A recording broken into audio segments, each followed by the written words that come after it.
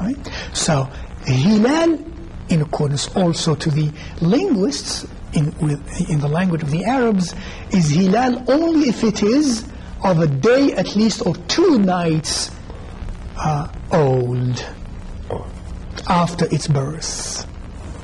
2 nights. 2 nights even. That's hilal. Istahalla. It has, because we know something that many don't know, that the istihlal of the moon crescent, the istihlal, becoming a hilal, comes after al-istisra, after conjunction, after muhaq. When there is that conjunction between the sun and the moon, and there is conjunction, there's no light at all, then it stays in that state for between 1 night and maybe even 3 nights before it becomes a hilal, before it leaves that state and becomes manifest and apparent. Now, so in other words, when we look at that text, and Rasulullah sallallahu alaihi wasallam utiya jawami al-kalim, he was given the hidden treasures of eloquence and of speech. If he said hilal, he did not mean muhaq. He did not mean iltiqa' al-qursayn. He did not mean al-istisra. He meant hilal as the Arabs knew what the word hilal meant. And Allah subhanahu wa ta'ala in the Quran used ahilla, plural of hilal, are the means by which we begin the month and we end the month. And that He subhanahu wa ta'ala tells us that the ahilla, plural of hilal, are made for us to know the counting of the years. So He attributes that to the hilal, not to the qamar, not to the moon, to the crescent moon when it appears and it is manifest. Second, Hafizakumullah, the word ru'ya, noun from the verb ra'a, to see, is said to mean other than to see physically. It could mean to ascertain, to be sure, to know, to witness, to opine, to think. Because say, رَأَيْتُ أَنَّ الْأَمْرَ كَذَا وَكَذَا, which means my opinion is that the matter is this and this, which means I've seen it inside of my mind in this way. In the Arabic language, and in many languages as well, probably in all languages, we subject our understandings, especially in law, in Sharia, in legal Islamic hermeneutics, that is legal Islamic analysis, we have regulations and laws. The law pertaining to words, in this case, is the following. Words have literal usage and metaphorical usage. They have usage that is haqiqi and usage that is majazi. The haqiqi, the literal meaning, is the meaning originally intended in the word, that is used when we use the word under normal circumstances. For example, when I say, I saw this lion, literally what does lion mean? It means that animal, that beast, the animal lion. But also, depending on my speech, I could say I saw that lion, which I mean by that courageous, brave man. But if I tell you I saw the lion, which one will you understand? You have to understand the animal lion, unless there is a reason that you understanding the physical, the animal lion, is impossible.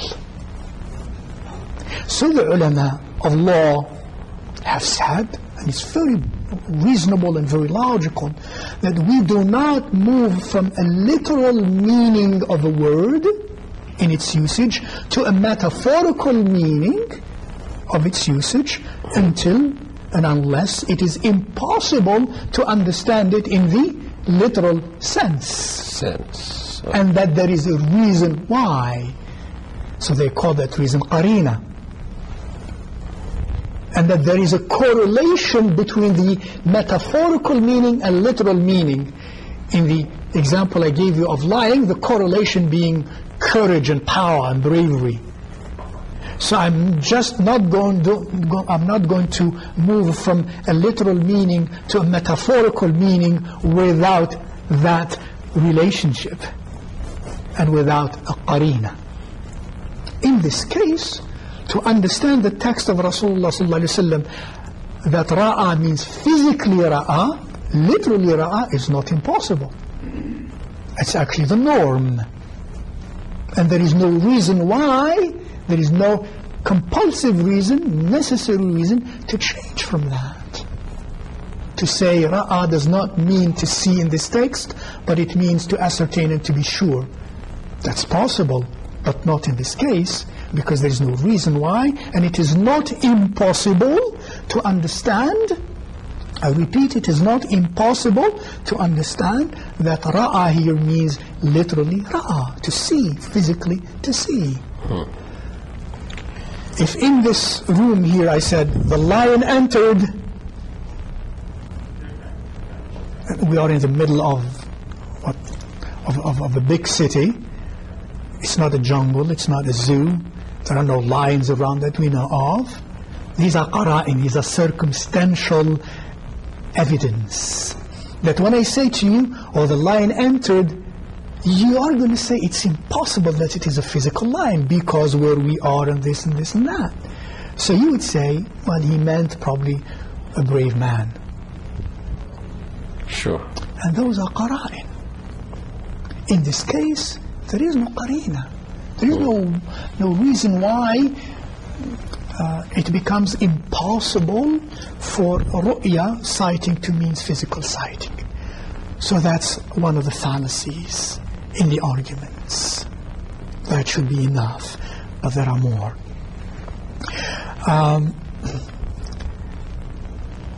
The other text, which says, إِذَا رَأَيْتُمُوهُ فَصُومُوا وَإِذَا رَأَيْتُمُوهُ فَأَفْطِرُوا فَإِنْ غُمَّ عَلَيْكُمْ فَقْدُرُوا لَهُ. First of all, the text says, إِذَا رَأَيْتُمُ الْهِلَالَ فَصُومُوا. If you see the hilal, begin your fast. For some people, for most, it is enough because it's a condition. There is a conditional clause. Either there is a shart. Either if you see it, then fast. And in a conditional clause, it means if you don't see it, do not fast. Do not fast. That's what it means. But it does not necessarily mean that the only condition is seeing it. I have to admit that. Because when we say A is a condition for B, what does this mean? It means if not B, not A. If not B, therefore not A. If A is a condition for B, if A is a condition for B, that means if I don't have B, that means I don't have A. Now, Rasulullah sallallahu alaihi wasallam says, إِذَا رَأَيْتُمُوهُ, the condition being to see it fast. Fast. You don't fast if you don't see it. That's what it means. You don't fast if you don't see it. But some still may argue, well, he was telling us about sallallahu alayhi wa alihi wa sallam that that's a condition, but it does not necessarily mean the only condition. That there are not other circumstances.